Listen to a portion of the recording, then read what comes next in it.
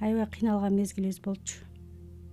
Анан балдарым кечинде ач эле жаткан түнү тахажутка туруп аябай ыйлап Аллахка бүттүм эле зордук кылып айттым да, мен балдарым эмне жейт, эмнеге бизди мындай абалга келтирип атасың, Аллахым өзүң күбөсүң, карап турасың, балдарым эмне жейт, эми мен каяка барып иштеп эмне таап келем, жолуну көрсөт мага, менин ырыскым кайсыл жерде турат, айт деп тым эле чыңгырып чыркырап каттуу айтып эле ыйладым.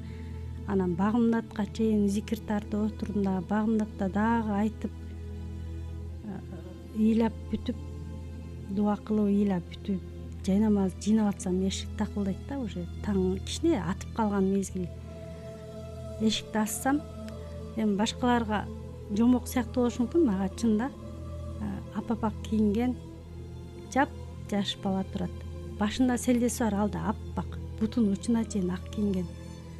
Ассаламу алейкум, келиңиз десем, бул үйдө эркек киши барбы дейт. Жок десем, анда эже биз 40 күндүк дааваттан кайтканбыз. Продукталарыбызды сиздерге таштап кетсек болобу дейт да. Сүйүнүп кетип эле болот деп эшикти ачтым.